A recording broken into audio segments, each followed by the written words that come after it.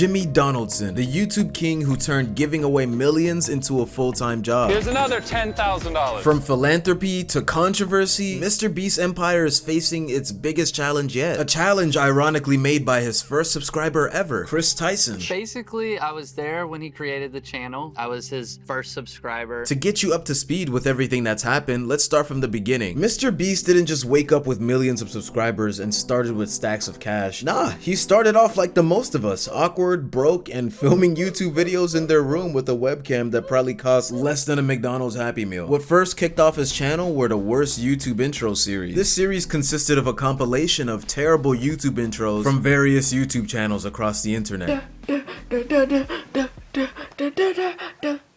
Wow, that intro was really bad. No, not drinking it. I'm not gonna hold you, that intro was fucking terrible. After that, he started expanding and trying to find other videos that would blow up his channel. MrBeast knew that doing normal YouTube content wouldn't cut it. He had to make the best video possible, something nobody's ever seen before and nobody's tried before. I've spent probably ungodly amounts of money on videos in my life that don't get uploaded. I don't give a f. Best video possible or get it out of my face. I don't care. And instead of doing normal YouTube stuff, he decided to do crazy video ideas like counting to 100,000. 99,491, 99,492, 99,493, 99,494, 99,495, 99,496. You know you're desperate to become YouTube rich when you're doing stuff like this. This is not normal. But to MrBeast's surprise, it worked. The video got over 30 million views. Counting to 100,000 takes a significant amount of time. You need at least a 30% retention for your video to start getting recommended properly on YouTube. The higher the retention shows the algorithm that people watch the video throughout. The algorithm's like, yeah, nice, these guys liked it, let's push it to more people, and the cycle repeats. The higher watch time, the more your video gets recommended. MrBeast knew that a lot of his audience would try to watch the whole video to see if he actually counted to 100,000. Because of that, MrBeast gained a high amount of watch time on the video, which caused it to go viral. Plus, it was something people have never seen before. It was crazy to count it that much. 99,497, 99,498, 99,499, 99,500. This was basically his blueprint for gaming the YouTube algorithm. From counting to 100,000 to giving away 100,000. This man's glow up was crazy. I'm in front of a restaurant with a $100,000 check. Hey, how's it going? I'm curious if you would quit your job for $100,000. He went from doing kind gestures like this to giving away cars, houses, even islands. I bought this ginormous private island and I'm giving it to one of you in this video. MrBeast turned philanthropy into entertainment, and the internet ate it up. People love seeing these wild video ideas and a dude just having fun. Sitting on these train tracks is a $250,000 Lamborghini, and barreling down on it right now is a massive train. But before the impact, I'm giving this Lamborghini to Blake. Thank you. And speaking of subscribers, let's not forget about Kris Tyson, MrBeast's first subscriber and day one homie. Kris wasn't just a friend, he was pretty much MrBeast's YouTube ride or die. Were you also his bestie? Bestie, yeah. We grew up, sat at the same lunch table. We were kind of the only kids who talked about like YouTube and video games. So a bunch of nerds. Yeah, you know, the nerds.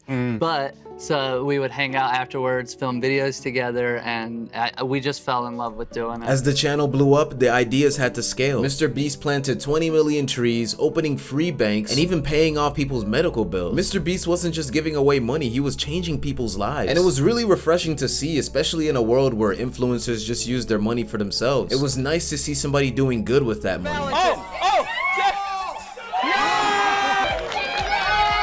David has so far won $19,000 without leaving the circle. But as the saying goes, with great power comes great responsibility, or in this case, great controversy. Because when you're at the top, there's only one direction left to go, and sometimes that's down. If you've been following MrBeast from the beginning, you'll know Kris Tyson. Kris isn't just a side character in the story. He's a core member of the MrBeast crew. He's like that one friend that's always down for whatever. Yeah, I feel like the earliest videos you guys made really were capturing that friendship. Yeah, it was just us just doing whatever we could think of it, because there was no rules back then. There was no like algorithm or anything. It was just whatever you could film, put it on YouTube. Kris has been making headlines for reasons that don't exactly scream fun in games. Now, if you guys have been keeping up with the drama, I don't really care for it, but Kris came out as transgender last year, and at first the internet seemed to just give Kris love, but that was kind of short-lived. We all know the internet can switch up faster than your ex when they see you thriving. Things took a sharp turn when allegations started popping up. It all started with allegations of inappropriate messages to a minor, and if that wasn't messy enough, it got even wilder when Kris was linked to some pretty disturbing images created by an artist known as Shadman.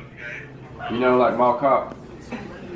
Oh yeah. Yeah, I'm hungry as shit, man. I mean, I would go extra large, but... And this is not the type of drama you want following you around, man. Especially when you're part of one of the biggest YouTube empires on the planet. And people were not having it. It was weird. You have a person with this much influence doing things they shouldn't be doing. And they're old enough to understand the consequences. Kris Tyson is a 28-year-old human being. And since Kris is associated with MrBeast, it stains an image on MrBeast's brand. As the controversy around Kris Tyson grew, so did the stakes. And I'm not just talking about losing subscribers or dealing with bad press. We're talking about real financial and reputational fallout that could affect not just only Kris, but the entire MrBeast crew and brand. And when you've got millions of dollars, multiple businesses, and an army of fans on the line, the pressure is on. But as they say, when it rains, it pours. And for MrBeast, this was just the beginning of the storm. I know you're probably thinking, okay, so Kris Tyson is in the hot water, but MrBeast is too big to fail, right? I mean, he's basically the Oprah of YouTube. You get a car, you get a car, you all get cars. Nah, when your brand is built on being the good guy of the internet, any scandal is like a crack in the foundation. And once those cracks start spreading, things can get real shaky, real fast. We're talking about millions, if not billions on the line. Let's talk numbers. MrBeast isn't just a YouTuber, he has a full media empire. He's got the main channel, multiple side channels, a burger chain, a chocolate bar company, and probably some island somewhere that he's planning to give away next week. If we're talking about MrBeast alone and not his brand, if he's smart enough to divert some of his wealth into property or other asset related investments, I think he'll be okay in the long term. But now speaking for his brand, we can start off with MrBeast Burger. I opened up the world's first free restaurant. And if that wasn't enough, I also paid people to eat at my restaurant. It was supposed to be a fast food revolution. Like, why go to a McDonald's when you can order a burger from your favorite YouTuber? We haven't even opened yet, and the police just told us they had to shut down a mile of traffic, and there's 1,000 cars in line. But recently, the dream has been fading. Yeah!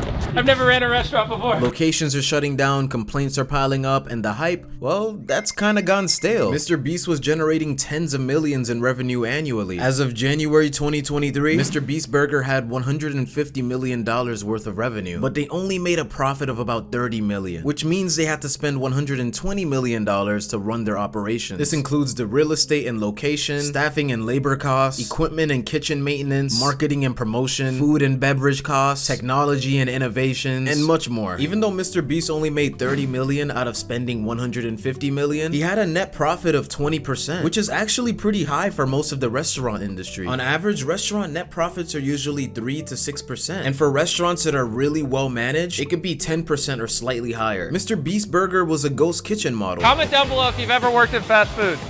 It's stressful. Ghost kitchens usually operate out of existing kitchens and restaurants that have excess capacity. So basically, MrBeast Burger was a restaurant inside of a restaurant. This helped drastically reduce costs as MrBeast wasn't running a regular brick and mortar restaurant. MrBeast Burger started declining because people started noticing that the quality wasn't living up to the hype. Orders went wrong, food was cold, and the overall experience just left a bad taste in a lot of people's mouths. In June 2023, MrBeast said he's moving on from MrBeast Burger and shut all operations. That was definitely a significant financial impact in growing the MrBeast brand. But luckily that happened before the Kris situation and other controversies. MrBeast said that he wanted to focus more on Feastables, his chocolate brand. This is my old Feastables chocolate bar. And as you know, it tastes better than a Hershey's bar. These controversies are now affecting his chocolate brand. According to MrBeast, most of the money he uses to make his videos come from Feastable sales. As of 2024, Feastables is supposed to project to $500 million this year. Since chocolate is much more easy to produce and manage than having large restaurant chains, that's the more reason why Feastables is much more successful. And it's across the globe, not just America. But with the Kris Tyson drama and other controversies, this could affect how people view his brand, which could cause a loss in potential sales. Millions, even hundreds of millions lost. But as much as chocolate is good, we can't forget about the main bread and butter, MrBeast's insane YouTube videos. That crane is going to lift your car up 100 feet and then in 24 hours drop it, and you have to catch it without it being destroyed. Seriously? Yeah. Each high budget video can cost in between $500,000 to $3 million. And with YouTube's ad revenue that's always fluctuating and potential brand deals in jeopardy because of the controversies, the financial pressure could start building. If one of those $1 million video flops or if sponsors start pulling out, MrBeast could be facing a massive shortfall, potentially losing millions in a single bad month. In July 2023, MrBeast shared that he spent $3 million on a video, but only made $167,000 the first 4 days of of its release. I mean, in the long term, that video is gonna make much more money, but I would be pissed as hell if I spent $3 million on a video and only made $160,000 back. That's the more reason why Feastables is so important, and why the $10 to $20 million he makes annually off of sponsorships and merchandise, probably even more now, is just as important too. MrBeast has a wholesome brand image now. If MrBeast fans want to buy a product or a brand wants to work with him, they might not want to associate with his brand because of all the controversies. This could cause him to lose a lot of money. It's like a domino effect. One controversy leads to another. This could be $100 million problem, or worse, $1 billion brand in jeopardy. And the craziest part, we're just scratching the surface. The real question is if MrBeast can survive this. But how much longer until he can keep up the act without something or someone falling apart? It might not be much longer, because there was a YouTuber named Dogpack that dropped a video called "I Work for MrBeast, He's a Fraud." He mostly talks about how Jimmy is laser focused on making the best video possible, no matter what it takes. It's all about the views, clicks, and of course the money. Do you think Jimmy really enjoys doing good and helping people? I think Jimmy wants to be the best YouTuber. I think he is laser focused on one goal, and I think whatever he has to do to achieve that goal, he'll do. There were a lot of interesting claims in the video, such as MrBeast gets happy when people cry after he gives them money because, and I quote, "it's good content." I think when he's generous on camera, it's the least authentic thing in the world. There's an element of, oh, hey, you're crying, that's so good for camera. If you're crying because you're so thankful that you got XYZ, and then you go, oh, I'm so glad he needed it that bad so I could come in and, oh, can you cry more? Oh, it's so good for the camera if you could, it made me uncomfortable that I was working there. I didn't like it. Bro is really out here rooting for your tears because it makes a better thumbnail. MrBeast's authenticity with his charitable acts was also criticized. It was the smartest decision for him that he calculated. If I donate to charity, people can't say I'm shitty. If I give this homeless guy 10K, what do you mean I'm a bad guy? But I've always thought, if you're gonna do something nice for somebody and you stick a camera in their face while you do it, you didn't do a nice thing for somebody. You gained something. There was a homeless guy on the street and you saw an opportunity for yourself and your image. You gave one guy $10,000 who needed it to eat, and now the revenue you generated from that video is way more than what you gave. There was also an issue with how the MrBeast team doesn't take no for an answer, and they really mean it. Imagine you're running a store and MrBeast wants to film a video there. You say no, thinking that's the end of it, right? Wrong. Next thing you know, he's calling your boss's boss, your boss's parent company. Like, the whole team is relentless apparently, and the guy doesn't take no as an answer. Specifically on page 19, there's a paragraph called "No does not mean no." Already insane. It seems to be co-opting the popular anti slogan, which is a terrible look given the allegations that are going to be coming out very soon. When dealing with people outside MrBeast Productions, never take no at face value. Dogpack dropped another video with an interview of another MrBeast employee named Jake Weddle. He actually participated in a challenge called Survive in Solitary Confinement for $300,000. I'm in a few of the videos, sometimes maybe purposefully kept to the shadows a little bit. I'm in the cutting room floor. Sounds intense, right? Well, it was, until Jake ended up with serious mental and psychological issues from the experience. It was pretty much MrBeast's own version of the Stanford prison experiment, and that experiment is known as one of the most unethical psychological experiments ever, and MrBeast was trying to recreate it for views. It looks good on camera, you know, it's movie magic bullshit. A hot tub that's not connected to a filtration system. Give it 3 days, it's gonna stink. Cameras 24/7 on me. Okay, I got no access to sun, I got no access to clock, the lights are on me all the time. I wasn't sleeping, I could not sleep. 24 hours breaking the Geneva Convention, I guess, is what we're doing. Jake only got $100,000 of the $300,000 that was promised. I did not get the 300K. What I got, you guys think of it this way, at least you get to keep what you earn. You were in there for XYZ days, you did XYZ challenges, so you got 100,000 some change. And the video never came out. Instead, MrBeast jokingly said to Jake, "Don't sue." That's crazy. Your mental health's the most important thing, you know, just wanna make sure you're okay. And the last thing we want you to do is, I can almost hear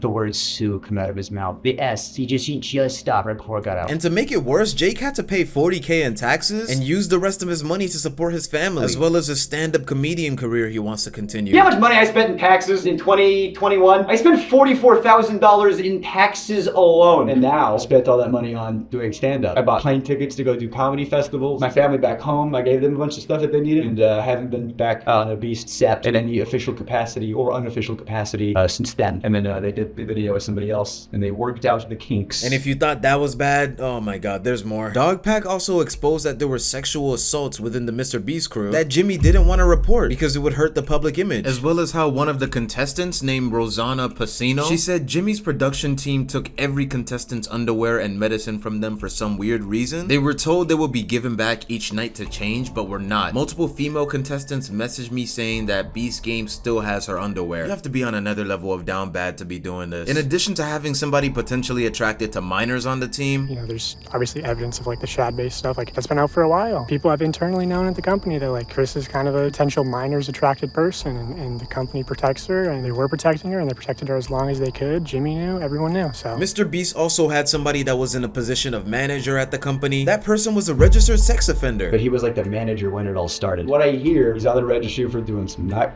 great stuff to some underage people. He's working at a channel that has underage people on and around and is targeted to underage people. And they covered up the fact that not only did he work there. Like, how does that even happen? That's just complete negligence. And the fact that MrBeast tried to physically hide him in videos by wearing a mask, oh my god. Why would you wear a mask? Why would you conceal your face? It's like, what are you concealing? That you are a registered sex offender? And that your face can be looked up on a thing? How much more can you literally cover up a sex offender with a physical mask? As the drama progressed, MrBeast apologized to Jake via Twitter. He also offered to give Jake the remaining $190,000 he was owed for that challenge. He said, hey, I wanted to reach out and say I didn't mean to cause you mental stress with that video, and I apologize. Clearly, it had an effect on you. You mentioned you like to be paid out the rest of the prize money, the other $190,000. And I'd love to make things right with you. I have zero expectation of you mentioning me sending you this money publicly or taking down any videos. This is just me wanting to help you out and make sure you're good. I just need to know if you still have the same bank or not. We'll send you the money on Monday. Wish you the best. The personal apology, I respect it. That's how I would have wanted it to go down. But the crazy thing is, Jake politely declined. He said he only needed $50,000. But I couldn't take it. It's still like the rest of the prize money, and that's not what it was about. Counter offer, 50. You save $140,000. You just give me 50. That's gonna cover all my debts, medical bills, taxes, and that'll get me back to zero. Yo, I ain't gonna lie to you, bro. I would have just took the whole thing. Like, what? Hell no, I'm getting exactly what I deserve. And I get to keep saying whatever the hell I want. I'm not gonna worry about you guys coming after me for being myself. I guess I get where Jake is coming from, but I would be a very petty person. If someone's telling me I gotta do XYZ work and I get paid XYZ money, I'm getting that XYZ money. No questions asked and no counter offers. With everything that we talked about, financial struggles, controversies, and now this toxic workplace culture, MrBeast's downfall seems almost inevitable if he doesn't address these issues head on. Can he pull through, or will his empire come crashing down? Only time will tell, but one thing's for sure, this is not gonna be a smooth ride for MrBeast. Let's start with all the good things he's done. MrBeast built his foundation and empire on giving back and changing lives. His philanthropy is one of the main reasons behind his popularity, but the controversies could undermine his credibility. If his audience start to question his authenticity, he could lose a lot of viewership and trust. Financially, the situation is not much better, as we discussed earlier in the video. If the revenue starts drying up, we could see a major shift in Jimmy's content strategy in the future, with bigger projects not seeing the light of day. I think if MrBeast can address these controversies and make genuine efforts to clean all this up, there's a chance people will forgive him a little bit. Not entirely though. I mean, the allegations were kinda serious. MrBeast's rise and potential fall could be a lesson learned for future creators. It's a reminder that flashy content can give us a lot of views, but they also come with their own set of risks. So it's nice to have a good balance between entertainment and ethics, and also to never get too carried away of your power and influence, because life will humble you very quickly. I think he just wanted to be the best YouTuber so bad, and he didn't care who got hurt.